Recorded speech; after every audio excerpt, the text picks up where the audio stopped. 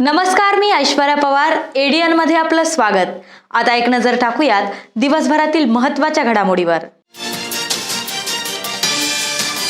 जाधववाडी मंडईत पोलीस चौकीत पोलीसच नाहीत, 2 मुलांना मोबाईल चोरताना शेतकऱ्यांनी पकडून केले पोलिसांच्या स्वाधीन.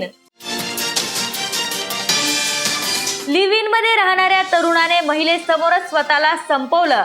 ब्लॅकमेलिंगमुळे टोकाचा निर्णय. आता पाहूयात सविस्तर बातम्या. आमदार प्रदीप जयस्वाल यांच्या स्थानिक विकास निधीतून 2.25 कोटी रुपये खर्चून भगतसिंह नगर येथे तयार झालेल्या सिमेंट कॉन्क्रीट रस्त्याचा लोकार्पण सोहळा मोठ्या उत्साहात पार पडला. भगतसिंह नगर वॉर्ड क्रमांक 2 अंतर्गत येणाऱ्या राजे संभाजी कॉलनी येथे रस्त्याची अत्यंत दैनावस्था होती. मागील अनेक वर्षांपासून खराब रस्त्यामुळे स्थानिक नागरिकांना मोठी तारेवरची कसरत करावी लागत होती. सदर ठिकाणी रस्ता तयार करण्यात यावा अशी मागणी स्थानिक नागरिकांकडून करण्यात आली होती. या बाबीची दखल घेत आमदार प्रदीप जयस्वाल यांनी तात्काळ त्यांच्या स्थानिक विकास निधीतून 1,70,00,000ची तरतूद केली. या स्थानिक विकास निधीतून सदर ठिकाणी सिमेंट कॉन्क्रीटचा रस्ता तयार करण्यात आला. या रस्त्याच्या लोकार्पण सोहळा रविवारी मोठ्या उत्साहात पार पडला. यावेळी आमदार प्रदीप जयस्वाल, शिवसेनेचे शहर प्रमुख विश्वनाथ राजपूत, उपशहर प्रमुख राजू अहिरे, रामदास पवार, रमेश सूर्यवंशी, युवराज वाकेकर, सागर कर्डक, शारदा घुले, संगीता बोरसे, गणेश पवार, कविता पवार आदींची यावेळी प्रमुख उपस्थिती होती. सदर ठिकाणी रस्त्याचा प्रश्न मार्गी लागल्यामुळे स्थानिक नागरिकांनी आमदार प्रदीप जयस्वाल यांचे आभार प्रकट करीत समाधान व्यक्त केले. 2 कोटी रुपये आणले. त्या ठिकाणी लोकांना राहण्यासाठी एक चांगलं सभागृह त्या ठिकाणी बांधण्यात येणार आहे. तसं पाहिलं तर 2 कोटी ते आहे, 10 कोटी तसे 10 कोटी आणलेले आहे. मग ते गोगानाथ बाबासाठी 1 कोटी आहे, हनुमानच्या मंदिरासाठी ते 1 कोटी आहे. हे सांगायचा उद्देश एवढाच आहे की आता जेवढे कामं करता येतील, मनापासून भावना आहे. आपला पाण्याचा प्रश्न आहे. मला माहिती आहे पाण्याच्या बाबतीत सर्वांच्या मनात जरा थोडंसं हे असतं, आपण पाहिलं, पण पाणी सुद्धा फार जोरदार काम चालू आहे. कारण की परवाच पैठणपर्यंत मी जाऊन आलो. भुमरे साहेब आपले जिल्ह्याचे पालकमंत्री, त्यांच्याबरोबर जाऊन आलो. मी पाहिलं की रोडमध्ये आपल्या कामाची सुरुवात जोरात झालेली आहे. आपल्याला एवढे दिवस आपल्याला सहन करावं लागलं, तसं एक 7-8 महिने आपल्याला सहन करावं लागणार आहे. 24 तास आपल्याला पाणी मिळेल. प्रदीप जयस्वालला 7 वाजता पाणी मिळतं, तर आपल्याला सुद्धा 7 वाजताच पाणी मिळणार आहे. अशा पद्धतीची ती लाईन या ठिकाणी टाकल्याला आपल्या ज्या ठिकाणी रोड होतं त्या ठिकाणी चालूच आहे. पण आता मला काही ठिकाणी या ठिकाणी काही लोकांचे अडचण, काही लोकांचे फोन आलेले आहे की काही लोक ज्यांनी कॉन्टॅक्ट घेतला ते लोक या भागातील नागरिकांकडून म्हणजे 500 रुपये द्या, 400 रुपये द्या, नाही तर ते तुमचं पाईप फुटेल असं कोणी म्हणत असेल तर मी सर्व नागरिकांना विनंती करतो, मला अर्ध्या रात्री फोन करा. त्या माणसाची व्यवस्था ताबडतोब या ठिकाणी मी लावून देण्याचा प्रयत्न ठिकाणी.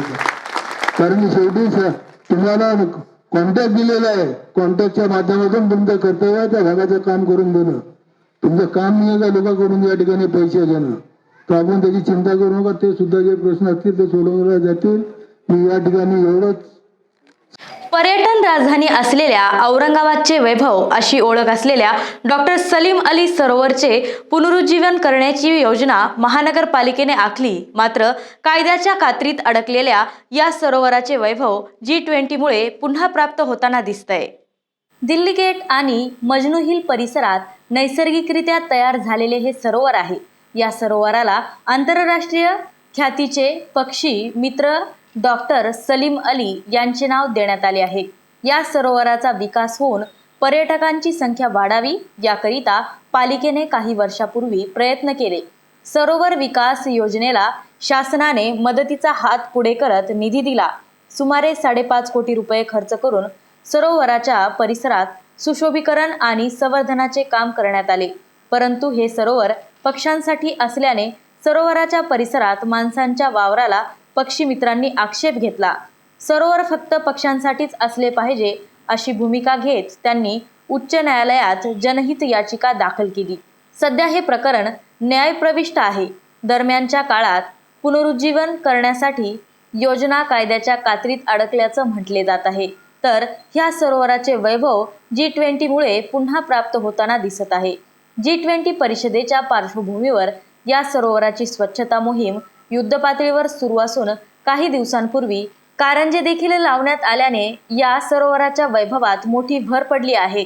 संत शिरोमणी रविदास महाराज यांची 646वी जयंती संत रविदास नगर पदमपुरा येथे मोठ्या उत्साहात साजरी करण्यात आली. यावेळी उपस्थित मान्यवरांच्या हस्ते समाजातील गुणवंतांचा गुणगौरव करण्यात आला.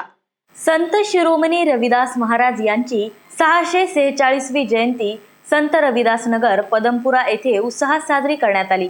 समाजभूषण नारायणजी बनसवाल यांच्या नेतृत्वाखाली जयंती साजरी करण्यात आली. प्रमुख वक्ते म्हणून प्रादेशिक उपायुक्त समाज कल्याण विभाग जयश्री सोनकवडे ह्या होत्या. प्रमुख अतिथी म्हणून सहाय्यक पोलीस आयुक्त बालाजी सोनटक्के, पोलीस निरीक्षक ब्रह्मगिरी यांची उपस्थिती होती. त्यांच्या हस्ते समाजातील ज्येष्ठ नागरिकांचा सत्कार करण्यात आला. यावेळी UPSC MPSC मध्ये यश संपादन केलेल्या विद्यार्थी सोनाली बनसवाल, डॉक्टर मनोहर बनसवाल, रीना महेर, डॉक्टर सुशीला बनसवाल यांचा सत्कार करण्यात आला. कार्यक्रमाच्या यशस्वीतेसाठी कैलास बनसवाल, हंसराज बनसवाल, हेमंत बनसवाल, नथुराम महेर, अशोक बनसवाल, करण जयस्वाल, रमेश जाटवे, शिवलाल गांगवे, हिरालाल महिला, पांडेजी आदींनी परिश्रम घेतले. तर कार्यक्रमाचे सूत्रसंचालन कैलास बनसवाल यांनी केले आणि उपस्थितांचे आभार हंसराज बनसवाल यांनी मानले. बैठी हूँ, मैं भाषण कर रही क्यों कर रही मैं ऐसे ही मुझे नहीं मिला है, क्योंकि रविदास महाराज जी ने कुछ किया है, गौतम बुद्ध जी ने कुछ किया है, बाबा साहब ने कुछ किया है, सावित्री माई ने कुछ किया है, शिवाजी महाराज ने कुछ किया है, माता जिजाऊ ने कुछ किया है, अहिल्याबाई होळकर ने कुछ किया है. ये लोगों ने कुछ कुछ किया है अपने लिए, तभी जाके मैं यहाँ पे हूँ. अदरवाइज कहाँ रहती थी मैं? कुछ तो गांव के बाहर बैठ के कुछ तो करती रहती. महिलेसोबत लिव्ह इन मध्ये राहणाऱ्या युवकाने शनिवारी सकाळी गळफास घेऊन आत्महत्या केली. जवाहरनगर पोलीस ठाण्याच्या हद्दीतील बालाजीनगर ह्या भागात ही घटना घडली. मुकेश गव्हांदे असे या युवकाचे नाव आहे. या प्रकरणी पोलिसांनी दिलेल्या माहितीनुसार मुकेश नागोराव कव्हांदे वय 30 राहणार चौंडी टाकळेश्वर तालुका संग्रामपूर जिल्हा बुलढाणा हा डॉक्टर बाबासाहेब आंबेडकर कला वाणिज्य महाविद्यालयात MA अर्थशास्त्राचा अभ्यासक्रमात प्रवेश घेऊन महाविद्यालयाच्या वल्लभी वसतिगृहात राहत होता. केटरिंगचे काम करून तो शिक्षण घेत होता. केटरिंगच्या ठिकाणी त्याची तेथे काम करीत असलेल्या महिलेशी ओळख झाली. काही महिन्यांपासून ते दोघे बालाजीनगरमध्ये किरायाने एकत्र राहत होते. मुकेशने आत्महत्या केली तेव्हा संबंधित महिला घरातच झोपलेली होती. तिने पोलीस यंत्रण कक्षाला माहिती दिल्यानंतर पोलीस घटनास्थळी पोहोचले. त्यांनी मुकेशला घाटीत दाखल केले. डॉक्टरांनी तपासून मृत घोषित केले. दरम्यान संबंधित महिला त्याला ब्लॅकमेल करीत होती. सोबत न राहिल्यास मारण्याची धमकी देत होती. तिच्या धमक्यांना कंटाळूनच त्याने हे पाऊल उचलले असावे किंवा संबंधित महिलेने त्याची हत्या केली असावी असा संशय मृताचा लहान भाऊ लखन याने व्यक्त केलाय. या प्रकरणी लवकरच पोलीस ठाण्यात तक्रार दिली असल्याचेही त्याने सांगितले. या प्रकरणी पोलिसांकडून अकस्मात मृत्यूची नोंद करण्यात आली असून पुढील तपास पोलीस अंमलदार चंद्रकांत पोटे हे करीत आहेत. मिलिंद महाविद्यालयाच्या प्राचार्या डॉक्टर वैशाली प्रधान यांना नुकताच डॉक्टर बाबासाहेब आंबेडकर आंतरराष्ट्रीय समाजभूषण पुरस्कार जाहीर झाला असून 8 फेब्रुवारीला मलेशियाची राजधानी क्वालालंपूर येथे आंबेडकरवादी साहित्य संमेलनामध्ये त्यांना पुरस्कार देऊन गौरवण्यात येणार आहे. नागसेनवन येथील मिलिंद कला महाविद्यालयाच्या प्राचार्या डॉक्टर वैशाली प्रधान यांना नुकताच डॉक्टर बाबासाहेब आंबेडकर आंतरराष्ट्रीय समाजभूषण पुरस्कार जाहीर झाला आहे. मलेशिया येथील जागतिक आंबेडकरवादी साहित्य महामंडळ आणि doctor Babasaheb Ambedkar welfare association यांच्या संयुक्त विद्यमाने 8 फेब्रुवारी 2023 पर्यंत मलेशियाची राजधानी क्वालालंपूर येथे दुसरे आंबेडकरवादी विश्व साहित्य संमेलन होत आहे. या साहित्य संमेलनामध्ये प्राचार्या डॉक्टर वैशाली प्रधान यांना सामाजिक आणि शैक्षणिक क्षेत्रातील बहुमूल्य योगदानाबद्दल डॉक्टर बाबासाहेब आंबेडकर आंतरराष्ट्रीय समाजभूषण पुरस्कार देऊन गौरविण्यात येणार आहे. या साहित्य संमेलनामध्ये डॉक्टर प्रधान आंबेडकर वादाशिवाय जगातील स्त्रियांचे उत्थान नाही या विषयावर मार्गदर्शनही करणार आहेत. बातम्या अजूनही आहेत. वेळ झाली आता एका छोट्याशा ब्रेकची. ब्रेक नंतर पुन्हा भेटूयात. तोपर्यंत पाहत रहा एडियन. मस्त मास्क पहना रे तूने. Thank you sir. वो जान बचाने के लिए पहनना पड़ता है ना सर. रेडीमेड है या टेलर मेड है? ऑनलाइन ऑर्डर किया है सर. एक और है क्या? है ना सर. देना. बहुत मस्त लगे आपको. ये ना सर. ये ना भाई, जान बचाने के लिए बाइक चलाते वक्त सिर्फ खोपड़े पे मास्क पहनेगा तो खोपड़े को कौन बचाएगा? समझ गया सर. हेलमेट ऑनलाइन ऑर्डर कर, वरना हमेशा के लिए ऑफलाइन हो सकता है. Okay sir. ये ले. चल हम ये भी ऑनलाइन भर दे. हेलमेट पहने, ट्रैफिक नियमों का पालन करे, जिंदगी के सफर को सुरक्षित रखे. ब्रेक नंतर पुन्हा एकदा आपले स्वागत. गत आठवड्यातील दमट आणि उष्ण वातावरणाने उत्तरेतील अतिशीत वारे खेचून आणले आहे. परिणामी शुक्रवारी किमान तापमान 9.6 तर शनिवारी 9.1 अंश सेल्सिअसवर म्हणजे सरासरीच्या तुलनेत 4 अंशांनी निच्चांक पातळीवर जाण्याची नोंद चिकलठाणा वेधशाळेने घेतली आहे. गत आठवड्यातील दमट आणि उष्ण वातावरणाने उत्तरेतील अतिशीत वारे खेचून आणले आहे. परिणामी शुक्रवारी किमान तापमान 9.6 तर शनिवारी 9.1 अंश सेल्सिअसवर म्हणजे सरासरीच्या तुलनेत 4 अंशांनी निच्चांक पातळीवर जाण्याची नोंद चिकलठाणा वेधशाळेने घेतली आहे. आता 2 दिवस थंडीचा कडाका कायम राहील असे भारतीय हवामान विभागाने म्हणले आहे. गत आठवड्यात कमी हवेचा दाब वाढल्याने किमान तापमान वाढले होते. थंडीचा कडाका कमी झाला होता. दमट उष्णेमुळे पश्चिमी विक्षोभ आणि उत्तरेतील अतिशीत वारे खेचून आणण्यासाठी उपयुक्त ठरले. हवेचा वेग वाढून रात्रीचे तापमान वेगात कमी झाले. 1 फेब्रुवारी रोजी 14.2 अंशावर असलेले किमान तापमान गत 2 दिवसांपासून सरासरीपेक्षा 4 अंशांपेक्षा घसरले आहे. अंग गोठवणारी थंडी दाखल झाली आहे. तापमानाचा पारा घसरताच हवामानातील बदलांमुळे होणारे नेहमीचे विषाणूजन्य आजार आणि त्याबरोबरीने सांधेदुखी, दमा आणि इतर श्वसन विकार तसेच त्वचेच्या आणि अस्थिरोगांच्या विविध तक्रारी भेडसावण्यास सुरुवात होते.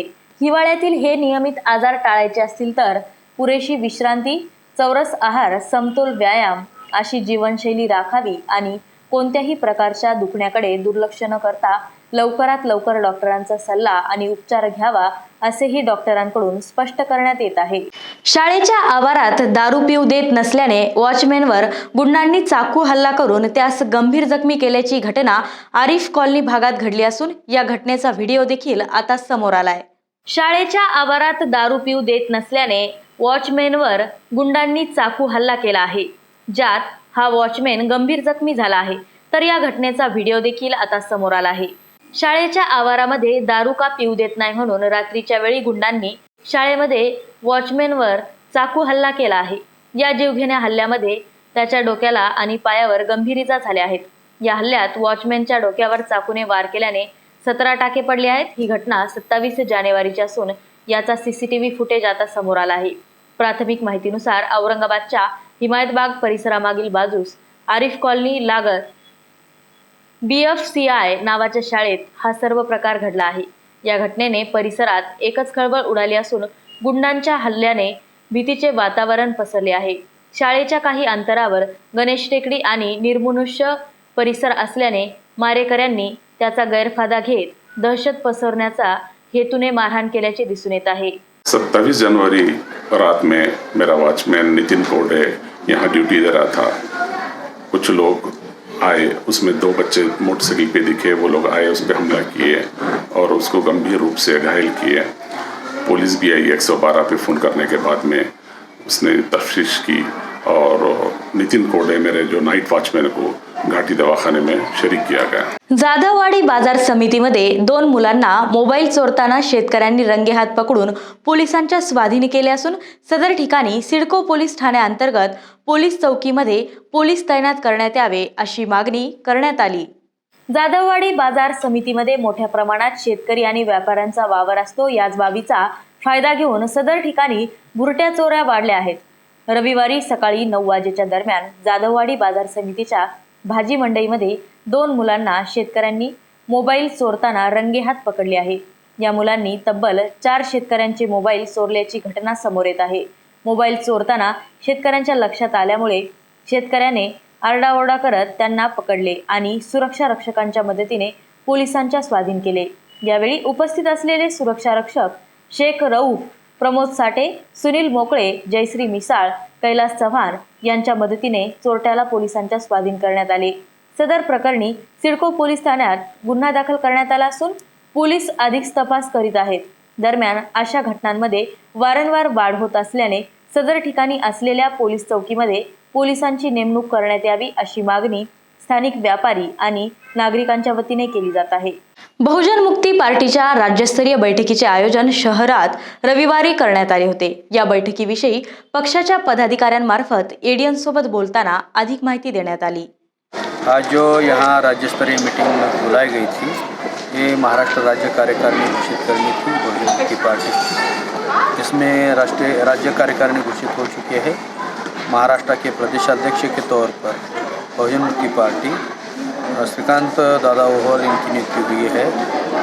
बहुजन मुक्ति पार्टी महिला प्रकोष्ठ की ओर से एडवोकेट सुजाता सोदंती मैडम इनकी नियुक्ति हुई है और बहुजन मुक्ति पार्टी युवा प्रकोष्ठ की ओर से माननीय लखन दादा चौहान इनकी नियुक्ति की गई है और महाराष्ट्र की राज्य कार्यकारिणी भी यहाँ पर घोषित हो चुकी है और डिस्ट्रिक्ट की भी कार्यकारिणी यहाँ पर घोषित हो चुकी है. अभी जो आने वाले चुनाव है 2023 में मुंबई महानगर पालिका है और औरंगाबाद महानगर पालिका, अलग अलग महानगर पालिका के चुनाव को ध्यान में रखते हुए एक रणनीति बनाई है और 2024 की भी रणनीति आज की मीटिंग में बनाई गई है. आज की जो मीटिंग हुई है वो माननीय प्रवींद्र प्रताप साहब जो बहुजन मुक्ति पार्टी के राष्ट्रीय अध्यक्ष हैं उनकी अध्यक्षता में यहाँ पर संपन्न हुए. लगभग 350 से अधिक डेलीगेट यहाँ पर आए थे और सभा जो हुई आज की जो मीटिंग हुई उन्होंने जो निर्णय पारित किए हैं उस निर्णय को सभी की आम सहमति दी हुई है. आता बातमी आहे अहमदनगरची. शिवजयंतीच्या दिवशी अल इन्साफ फाउंडेशनच्या वतीने नागपूर येथून इन्साफ लाओ देश बचाओ हिंदू मुस्लिम नफरत मिटाओ हे ब्रीदवाक्य घेऊन इन्सानियत अभियान रॅली काढण्यात येणार असून त्याचा समारोप मुंबईच्या ऑगस्ट क्रांती मैदानात होणार असल्याने संयोजकाच्या वतीने माहिती देण्यात आली. ये इंसानियत अभियान रैली का आयोजन किया जा रहा है 19 फरवरी को नागपुर टू मुंबई. इसका ख़ास उद्देश्य है कि पूरे भारत में आज मुल्क के हिंदू मुस्लिम सिख ईसाई तमाम कम्युनिटी को एक जगह पर आकर हिंदुस्तानी बनकर और हिंदुस्तानी साबित करके दिखाने की बहुत ज़रूरत है.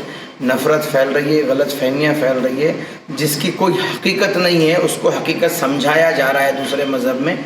इसके लिए हम चाहते हैं कि मोहब्बत को कैसे बढ़ाया जाए और देशभक्ति जो है ना, देश से हर किसी को प्यार है लेकिन देशवासियों से भी प्यार होना चाहिए. रैली की शुरुआत कब होगी, कहाँ से शुरू होगी, कहाँ खत्म होगी? 19 फरवरी से शुरू होगी. नागपुर से ये रैली शुरू होगी और मुंबई अगस्त क्रांति ग्राउंड पे 14 मार्च का इसका एंड है. ये गुजरते गुजरते औरंगाबाद होते हुए अहमदनगर ऐसे पूना होते हुए 14 मार्च को रैली मुंबई में अगस्त क्रांति ग्राउंड पे एंड होगी है. और उसका उद्देश्य यही है कि हम चाहते हैं कि सभी हिंदू मुस्लिम सिख ईसाई सभी स्टूडेंट्स इसके अंदर सहभाग रहे और सभी इस मैसेज को ले और मुल्क में अमन व अमान के लिए हम लोग कोशिश करें. जिस पार्टी में भी रहे पार्टी का काम अपनी वफादारी से करें. जिस जात पात के आप लीडर हो उनकी प्रगति का जरूर सोचे. शेवटी पुन्हा एकदाच्या ठळक बातम्या. जाधववाडी मंडईत पोलीस चौकीत पोलीसच नाहीत, 2 मुलांना मोबाईल चोरताना शेतकऱ्यांनी पकडून केले पोलिसांच्या स्वाधीन. लिव्ह इन मध्ये राहणाऱ्या तरुणाने महिलेसमोरच स्वतःला संपवलं. ब्लॅकमेलिंगमुळे टोकाचा निर्णय. याबरोबरच आजचे हे बातमीपत्र इथे संपले. भेटूया पुढील बातमीपत्रात. तोपर्यंत पाहत रहा औरंगाबादकरांचं हक्काचं बातमीपत्र एडीएन.